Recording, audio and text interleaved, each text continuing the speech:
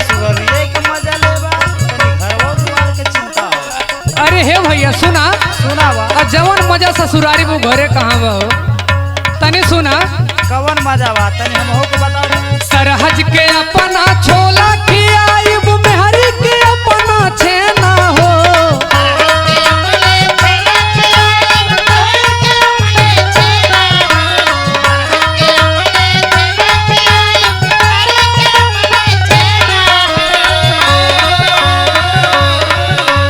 सरहज के अपना छोला खियाइब मेहरी के अपना छेना हो। साली के अपना चौमिन खियाइब हाँ के बेना हो।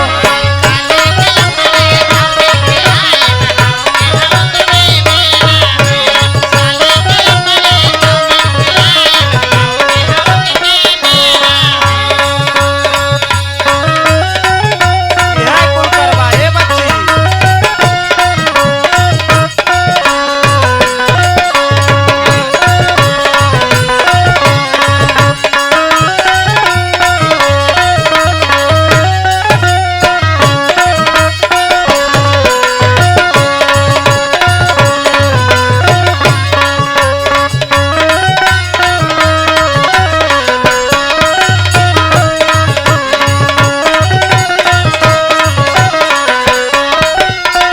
और का करबे बच्ची तनी ए भैया ई जान ल कि ससुरारी में हमारे बढ़िया बढ़िया साली सरहज को एकदम सेवा पानी हमार जबरदस्त करते हैं हम उनने के करत हैं हो हां यह कुल करबा सेवा पानी तनी सुना सुनावा हफ्ता दुई हफ्ता टिकल रहबे ससुरारी में।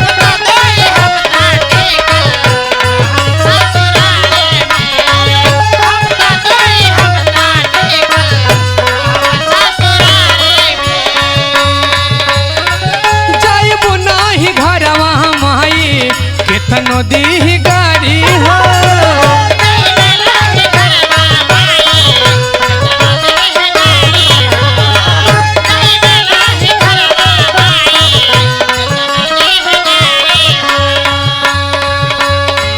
हफ्ता दुई हफ्ता टिकल रहबे ससुरारी हो।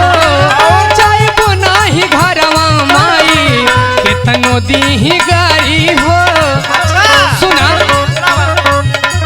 बाबू के बतिया कहूँ न मानब केतनो करे ठकठे ना हो।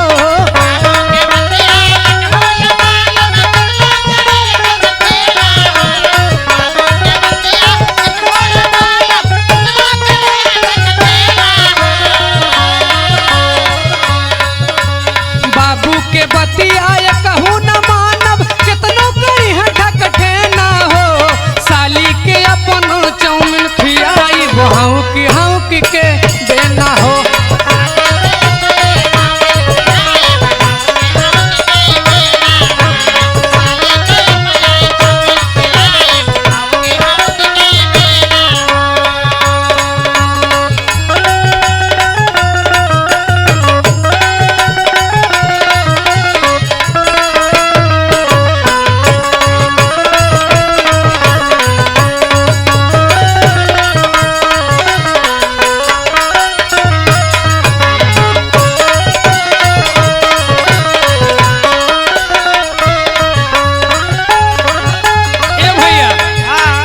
समझ ल कि यहाँ एकदम मस्त है हो।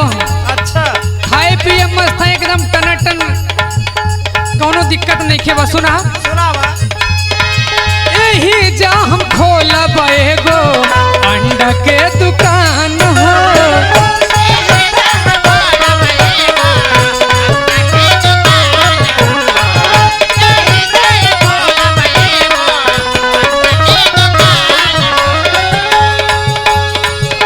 जीजा कहाइब मिली मान सम्मान हो।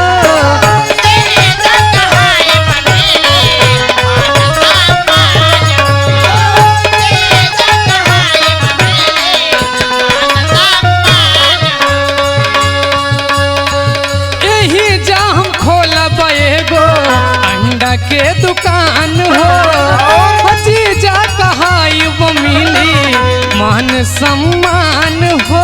सुना